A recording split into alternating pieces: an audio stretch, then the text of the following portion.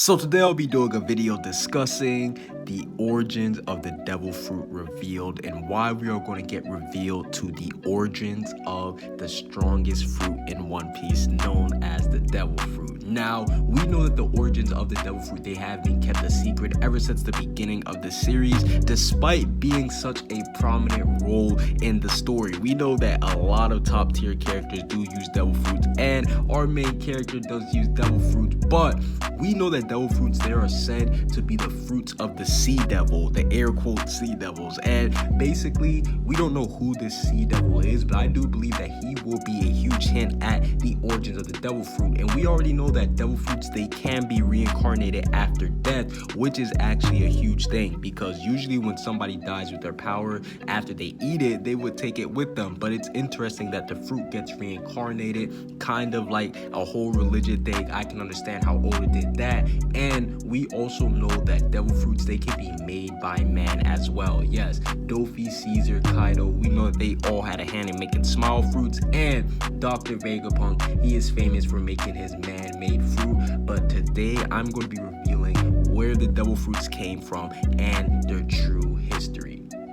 And as you guys can see, everybody who created a devil fruit, they have a connection to the world government. Obviously, Doflamingo, he was a celestial dragon, and he had a Shichibukai title. He was basically very plugged in when it comes to being in the world government. Kaido, we know that he was captured by the world government multiple times. So the fact that he was captured and released goes to show you that he might have some type of deal with the world government. And we know that he does rule over Wano, which is a pretty big place in the One Piece world. And we already know that Caesar, he was involved with Vegapunk himself. So that just goes to show you that these three, they all do have world connection ties. And speaking of Vegapunk, we know that he was the leading scientist in the Marines. Yes, it is said that this man is 500 years ahead when it comes to technology. We know that he learned all the secrets of the devil fruit. And to be honest, I think this is the man who Oda said is going to be the one that reveals all the secrets of the devil fruit, because Oda confirmed that there's a certain individual who knows everything that will reveal it.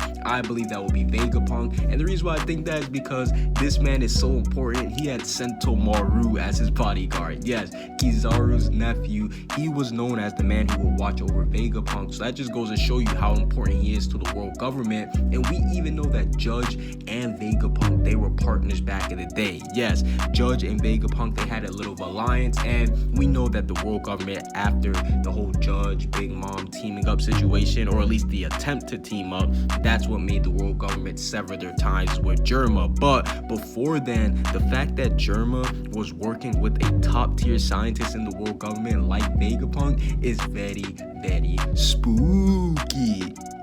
Which does lead me to believe that the world government, they are the people who did create devil fruits. Yes, I do believe that the world government, they were the first people to create the devil fruits, and the first person to actually make / discover a devil fruit, I believe it was either Vegapunk or somebody that is older than him, his senpai, if you will. And the reason why I'm saying that is because if Vegapunk is 500 years ahead in the future, just imagine the person who taught him. He must have been at least 1,000,000 years in the future. And if somebody didn't teach him, that would go to show you that Vegapunk, he could be the person that actually did come up with the whole devil fruit idea and all that other stuff. And I do believe that the first person who ate the devil fruit was somebody who did betray the world government, and that's how he earned the title of Sea Devil, because we know the world government, they look at themselves as gods and all that other stuff. God's natural enemy is the devil. So once this person did betray the world government after eating the devil fruit, I do believe that's how he earned the title of devil, and it would fit into the theme of One Piece perfectly. The world government, they've been betrayed countless times, whether it be Aokiji leaving the world government. A lot of people speculate Dragon was a member of the Marines, which I'm a huge believer in. We see characters like Fujitora, you know, X-Drake, all these people who don't necessarily like the Marines, but they still have to deal with them. But we do know that the Marines, they've been betrayed multiple times in the series, and I do think that it would fit perfectly along the theme. And the world government, they have been shown to be able to be capable of making devil fruits. And not only that, they put people in high positions of the devil fruit who they created. Like, for example, Kaido, he would never put a smile fruit user as one of his, Yonko commanders, just because he knows how irrelevant they are. But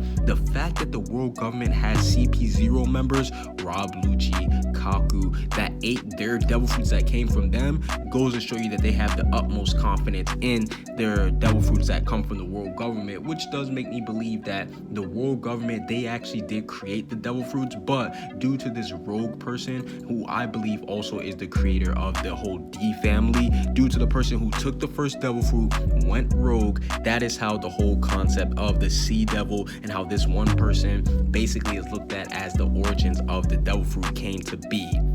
Comment what you guys think down below. Subscribe if you haven't. Peace out.